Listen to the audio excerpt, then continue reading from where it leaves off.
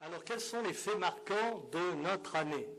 Je passerai sur l'Assemblée générale de l'année dernière, le concours international, les rencontres professionnelles et le prix national, pour insister tout particulièrement sur le centenaire de la naissance de Robert Rosel, qui a été une action très importante menée en matière de communication auprès de tout un ensemble d'associations professionnelles qui ont demandé à nos deux ministres de pouvoir faire une reconnaissance de l'État à l'œuvre de Robert Rosel.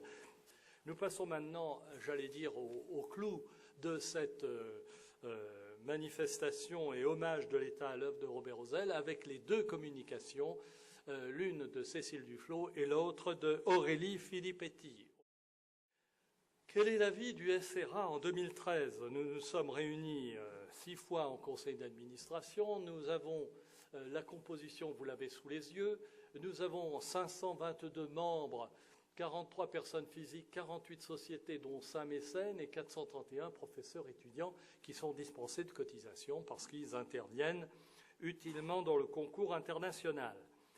Art Urbain Info, 9 fois pour 10 000 personnes. Le site internet en augmentation avec 74 742 visites annuelles. Le vocabulaire qui est, lui, toujours en consultation progressive avec le site PUCA et notre site et EduScol de l'Éducation nationale. Le budget exécuté en 2013, et ce tableau est particulièrement intéressant puisqu'il vous permet de comparer les années précédentes qui, en 2010, 2011, 2012 et 2013, fait apparaître des recettes en baisse de façon quasiment régulière, due essentiellement à un fléchissement du mécénat. Mais parallèlement à cela, les dépenses sont aussi en baisse, ce qui veut dire que nous avons accru notre productivité et que nous avons pu ainsi faire plus avec moins. Les résultats sont toujours positifs et ceci depuis 29 ans. Budget prévisionnel 2014. Donc, une première constatation, les recettes ont été revues à la baisse, tout simplement parce qu'il y a un certain nombre de mécènes qui n'ont plus la même générosité prévue en 2014, ce qui ne veut pas dire qu'en fin d'année, il n'est pas des regrets. Les dépenses, ma foi, elles suivent les recettes. Cette année, il n'y aura pas de résultats prévus. Nous dépenserons ce que nous aurons reçu. Cotisation 2014, c'est la motion numéro 3. Nous reconduisons, comme l'année passée, 20 € pour les personnes physiques, 500 à 1000 € et plus pour les sociétés membres. Les mécènes et les associations sont libres d'appréciation. Ça, il faut le dire. Et il y a une dispense pour les étudiants et enseignants qui rendent les concours, qui présentent les bourses de l'art urbain. Renouvellement du conseil d'administration. Il y a cette année un tiers sortant qui peut vous sembler important car il est basé sur le nombre de membres qui sont au conseil d'administration aujourd'hui. Marcel Albert, nous y reviendrons, nous a fait part qu'il ne se représentait pas. Muriel Golub m'a également dit qu'elle ne se représentait pas. Et Varinia Taboada m'a fait savoir qu'elle ne se représentait pas non plus. Ce qui fait que nous avons comme candidats Éric Berger, Christian Deré et Louis Moutard, les nouveaux membres d'honneur. Marcel Albert, Philippe Bourrachot et Muriel Golub m'ont fait part, après que je les ai sollicités au nom du bureau, du plaisir qu'ils auraient à continuer à avoir un lien avec nous et à ce titre de pouvoir être reçus dans notre conseil d'administration en tant que membre d'honneur. Développer la relation avec les ENSA, oui, faire une action de démarchage.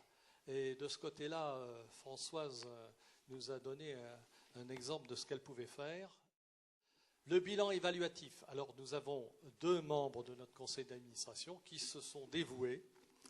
Il s'agit de Jean-Pierre de Courcelles et Yves Malfilâtre pour faire un travail énorme, associer durablement le CGEDD à l'organisation de la rencontre avec les professions et le PUCA au prix national. Maintenir le niveau des dépenses pour l'assistance technique et réduire les frais de fonctionnement et de communication. Oui, s'adapter à la conjoncture économique, je n'insiste pas. Préparer le déménagement du séminaire, parce que celui-ci, faisant partie du secrétariat général en matière de bureau, devra changer de lieu. Assurer la fonction comptabilité, oui, c'est une rude tâche à laquelle nous nous attelons. Développer la fonction communication, c'est vrai, là aussi ça manque beaucoup, bien que la déléguée principale dans la communication donne le meilleur d'elle-même.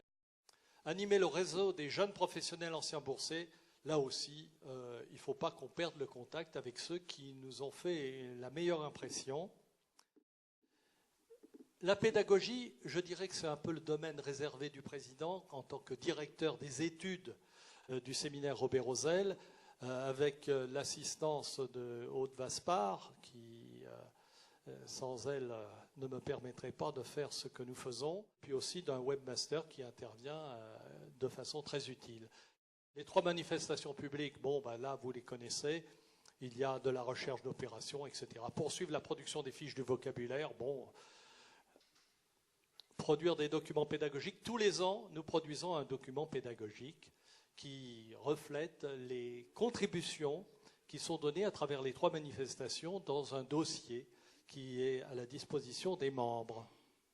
On termine d'avoir organisé les expositions sur Robert-Rosel et le séminaire. Il est prévu à la Cité de l'Architecture qu'il puisse y en avoir une. Voici pour le programme d'activité.